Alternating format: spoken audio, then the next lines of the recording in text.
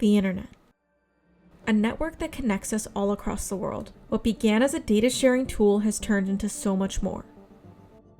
Our story begins on December 7th, 2001, the day a girl named Caroline was born.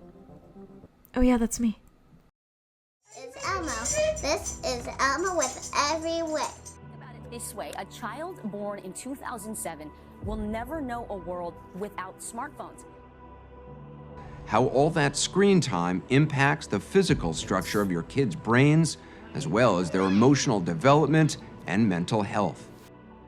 Why do I look like this? Okay, whatever. I was talking to my doctor and he said because kids are getting phones so early and using things like TikTok and YouTube and Instagram that they are seeing the impacts on their ability to pay attention, and they're going to start rethinking how they diagnose things like ADHD, because one of the questions they ask you when they diagnose you is, have these ADHD symptoms been present since childhood?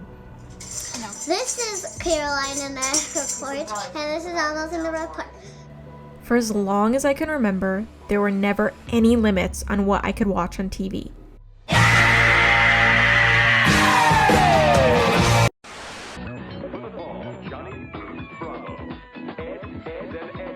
Bureaucrats, don't look in the mirror. I try not to.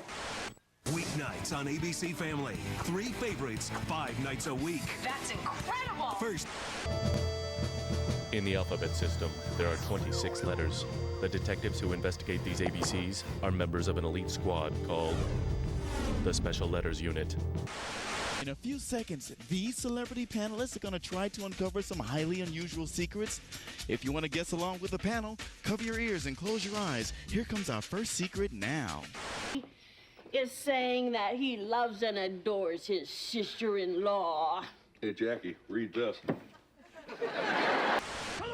Did you know that at the heart of every blow pen is a real brush tip marker? But a blow pen is much more than an ordinary marker. It's a marker and an airbrush in one for cool coloring fun.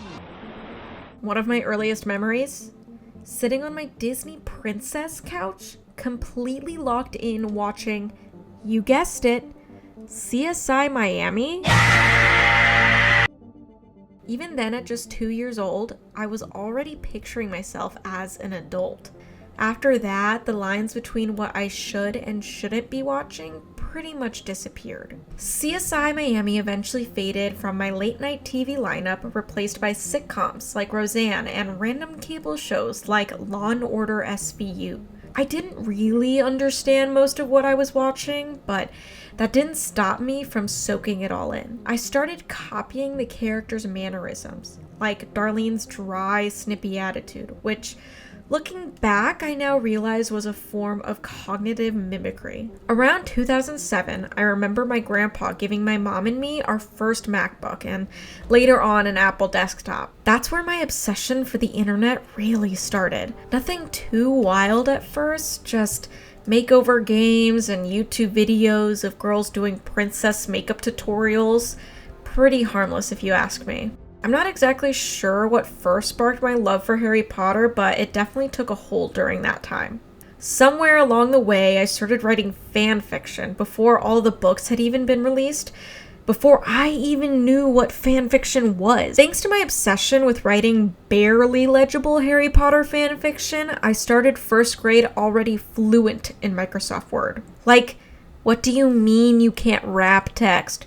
Or rename a folder? Meanwhile, we were stuck playing typing games meant to prepare us for the digital age. And for some reason, they wouldn't let me skip ahead. This is me now. And I was really curious to see if I could even still do this. I can type. I know how to type. Me next! Whoops, sorry, Jesus. Me next! Sorry. That's crazy. Okay. Shift. Question mark. Cranksville! Okay. Me next! Sorry. Whoops! Me next! Sorry. Whoops! Oh my gosh.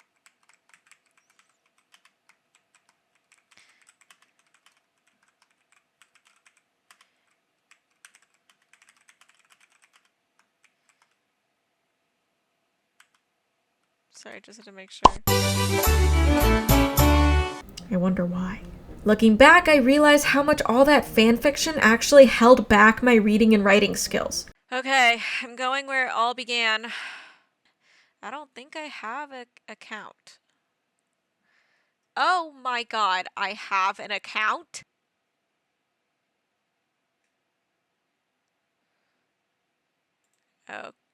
Okay. What? What did I just discover? I need to do this. Wow. Oh my god, you know what? I made this on Polyvore, and you know I made it on Polyvore. And my dream was to have the best, okay, the best hair ever. This is crazy. After this, I'm going to be deleting this. Why is it mature? What the heck? 2015? I definitely took this picture. I think I know this park. Was that it? People don't like our kind. Even though we are all different from each other, we have one thing in common. Fear. We stuck together, and once we graduated high school, we all changed our names and left town. It being our actual names. No one knew or noticed when we left, so no one cared. Now we are normal and occupying our lives with our new escape from reality.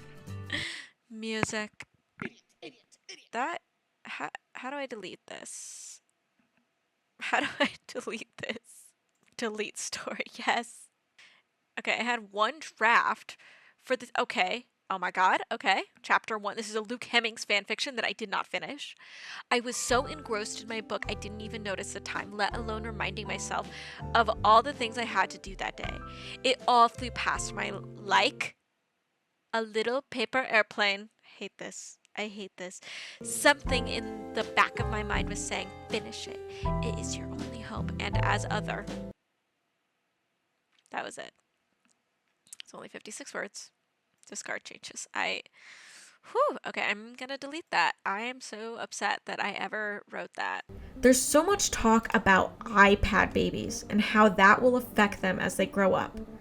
Could we, as Gen Z, be the first version of this iPad baby phenomenon? The screen obsession only grew stronger when I got a laptop for my first communion in 2nd grade. Yes, you heard that right. My first communion gift was a laptop.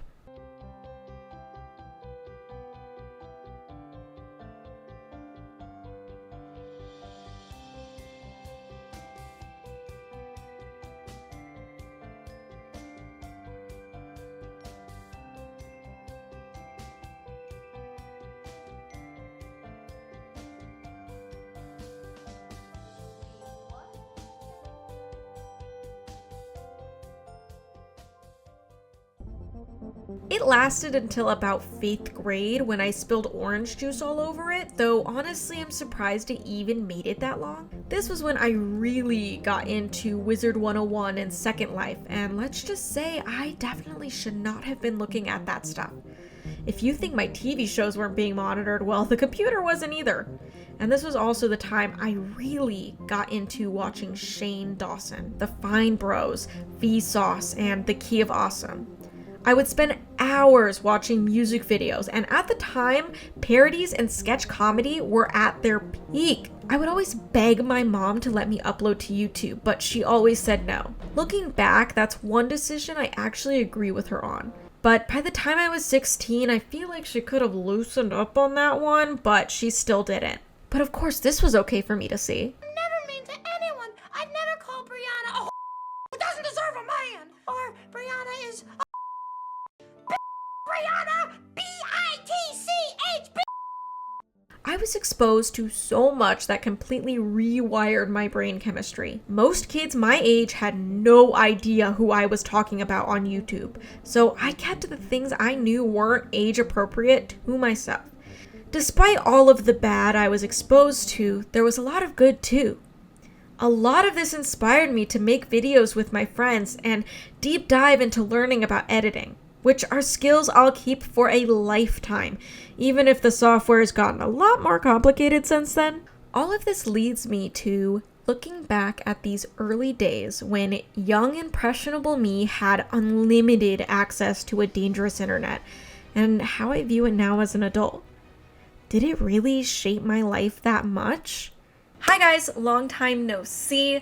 The series I'm introducing here is called TMI, Too Much Internet. It's just kind of a passion project for me. I want to explore the internet TV media that I was introduced to as a kid and talk about it now and how it really affected me as I got older. I think this will be a really fun series. I really want to explore like a lot of TV shows, movies, and especially YouTube. That was a really big part of what shaped me and what made me really want to get into editing and content creation and all that kind of stuff. So I really hope that you enjoy the next few videos that I post from this series. And yeah, I'll see you guys in the next video.